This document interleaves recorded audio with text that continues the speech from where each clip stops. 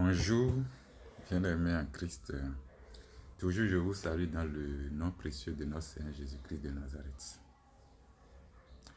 Aujourd'hui, nous allons voir toujours le motif de la venue de notre Seigneur Jésus-Christ dans le monde. Notre Seigneur Jésus-Christ de Nazareth est venu au monde pour nous donner la vie éternelle. Pour nous donner la vie éternelle. Jésus de Nazareth est venu au monde pour nous donner la vie éternelle. Mais la vie éternelle, c'est le royaume céleste. C'est l'élément important. Et même la Bible, même partie nous dit, cherchez d'abord le royaume céleste et les eaux chaudes vous seront données. C'est primordial. C'est la première des choses que nous devons chercher quotidiennement. Quand on s'agenouille pour prier le Seigneur, notre première demande, c'est de demander d'abord le royaume céleste. Et après, on peut demander les autres choses. Vous savez pourquoi? Car l'homme est absolument rien. L'homme est comme une ombre qui peut disparaître à tout moment. Et quand on meurt, ce qu'on possède, ou bien ce qu'on a amassé, sont gérés par d'autres personnes.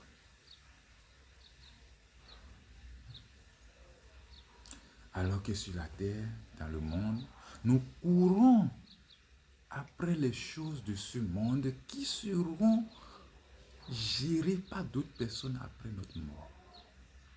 Mais après la mort, il y a une vie. C'est cette vie qu'on appelle la vie éternelle pour laquelle nous devons lutter quotidiennement. C'est pour cela. La venue de Jésus-Christ au monde, c'est pour nous donner la vie éternelle. Un témoignage très rapidement, c'est que Dieu nous a donné la vie éternelle et que cette vie est dans son Fils unique. Alors, dans les livres de 1 Jean, chapitre 5, verset 11 à 12, ou bien Jean 3, verset 16, 17, et Jean 10, 10, on pourra lire ceci. Celui qui a le Fils a la vie. Celui qui n'a pas le Fils de Dieu n'a pas la vie. Car Dieu donne la vie à travers le Seigneur Jésus-Christ de Nazareth. Celui qui a le Christ a la vie, mais celui qui n'a pas le Fils de Dieu n'a pas la vie.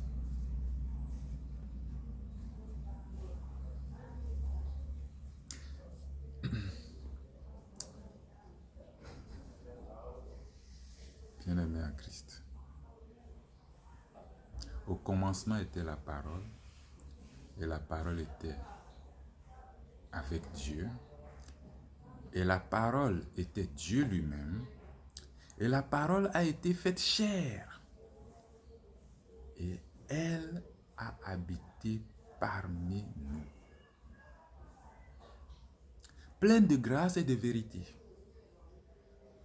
Et nous avons contemplé sa gloire, une gloire comme la gloire du Fils unique venu du Père.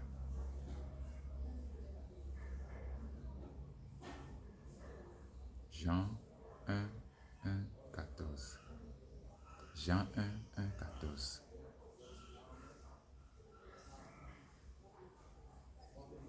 La vie éternelle est en Jésus-Christ.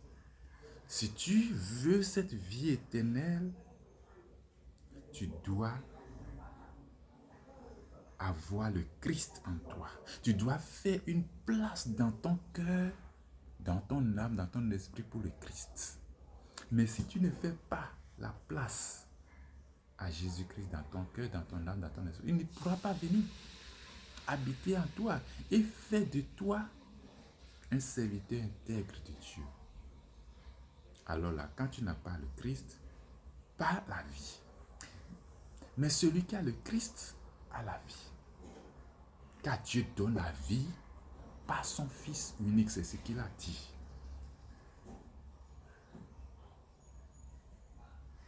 Les choses de ce monde sont vanité. Mais la vie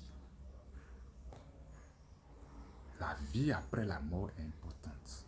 C'est ça que nous devons chercher quotidiennement. Et c'est en Jésus-Christ. Et nous devons chercher à avoir Jésus-Christ dans notre vie. Si nous n'avons pas Jésus-Christ, nous n'avons pas la vie. C'est ça. Partout où tu es, je te demande humblement de chercher Jésus-Christ et de le faire rentrer dans ta vie. Accepte que le Christ rentre en toi et te donne la vie pour que tu aies la vie éternelle, parce que cette vie éternelle est en Jésus-Christ de Nazareth. Que Dieu nous bénisse, qu'il nous assiste dans ce monde de perversité, afin que les choses de ce monde ne nous détournent pas de la vie qui est en Jésus-Christ. Une vie éternelle, une vie pleine de grâce, de joie éternelle, de la paix éternelle. Merci pour avoir suivi cette vidéo. Que le Christ lui-même, qui a la vie et qui en donne, nous assiste. Au nom de son précieux nom que j'ai prié. Ainsi soit-il. Amen.